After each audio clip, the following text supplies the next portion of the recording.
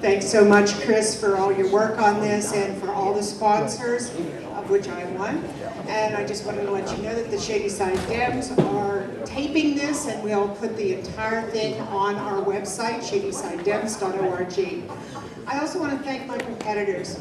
We met, we agreed to my suggestion that we remain friends. We are friends, we support one another in a whole lot of stuff, and we're all conducting positive campaigns, and I intend to keep it that way.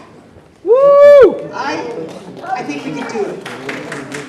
I have dedicated my entire life to public service. I've worked for women's rights, civil rights, LGBT rights, and protecting unions, and now, in the environment, and now I have an opportunity to run for public office. I've written and passed laws, including working with then Senator Joe Biden to write and pass the Violence Against Women Act, and successfully defended the Freedom of Access to Clinic Entrances bill at the Supreme Court, working with the head of the American Bar Association. On the state level, I helped create the policy and funding streams that grew our wind farms from 0 in 13 years to 1 gigawatt in wind farms, and we have dotted the area with solar panels. On the local level, I've led the women's rights community to support prevailing wage, was part of the team that passed the change to the Home Rule Charter that added LGBT issues to protected classes, and I also led the fight for domestic violence survivors and victims, and I'm continuing that fight today, both inside and outside of government. I work as a team because I'm strategic, tough, and practical. I don't care who gets the glory. I've even given it to Mayor Ravenstahl when he's done the right thing. I just want to get things done. On City Council, I can do much more.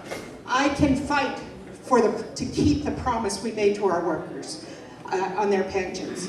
We have to open the doors to the best and the brightest that we have, and that means we have to have every level of government look like the people, which means 50% women everywhere.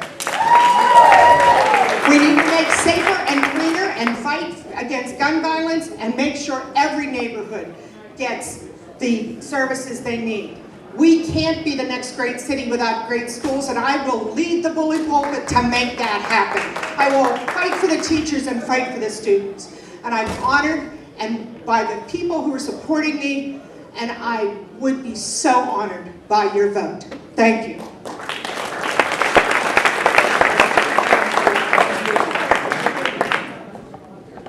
Thank you, Chris, and thank you to the 7th and 14th Ward Democratic Committees and the club for having us all here today, and to everyone for sticking around through the opening act for the headliners this afternoon. And I want to second Jeanne's thoughts. It's truly an honor to share stage with two people who I've considered friends for the last decade and worked with on many great causes, and we look forward to a long campaign of talking about what we've done, not what's wrong with the other opponents, and that's the way campaigns should be run. I'm running this campaign on two things. It's experience, but it's innovation and new thought. In my 9 years now as Chief of Staff for Bill Peduto, I personally wrote the prevailing wage law. I wrote the Clean Air Act, the Clean Water Act. I wrote the bill that added fair appointments to council boards, authorities, and commissions. I wrote the buffer zone for women's health care clinics. I have been there in your neighborhoods, street by street, figuring out where are those catch basins that are flooding? What's that deck being added that looks into your bedroom window? What streets need to be repaved?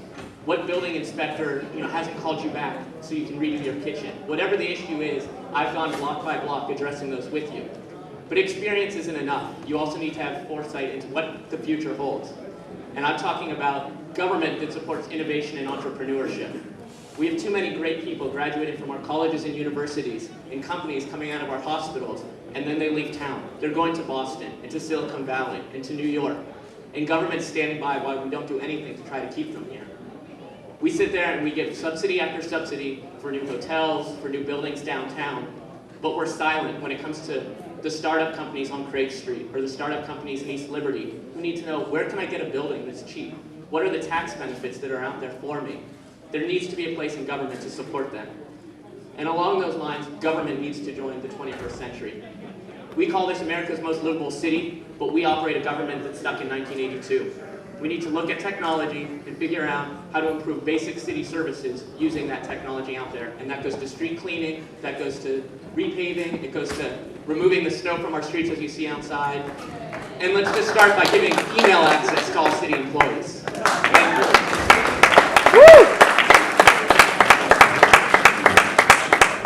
Thank you, everybody, for being here. My name is Hens-Greco, and I'm a candidate for the Democratic nomination for City Council. I want to first thank Chris for doing a wonderful job with the mayor's debate. I think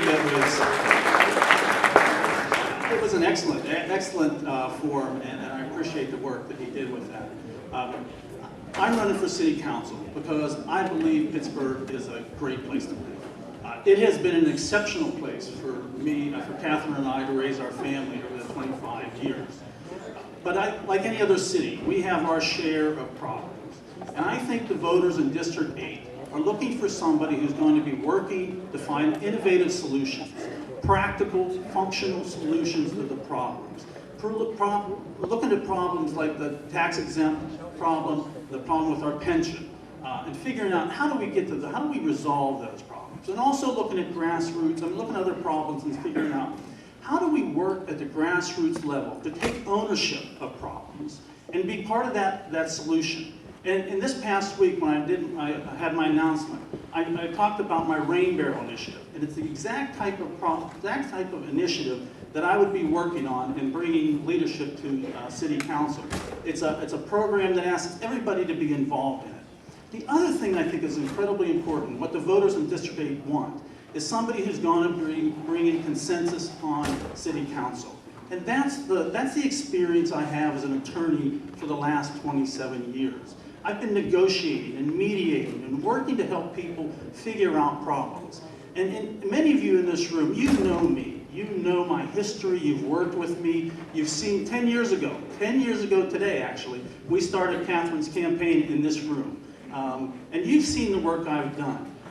I work hard at issues. I look at creative and innovative ways to figure out things. I bring people into the process. I ask you to come in my living room. In this past year, our committee worked on the voter ID bill. We were the first group to be out organizing on that issue. We worked on the Marcellus Shale issue. You know how I work. You know I work hard, I study hard, I'm organized. I want to bring you into the process. And I believe those are the skills we're looking for in somebody who's going to be on the District Council representative, and that's why I'm asking for your vote. Thank you very much.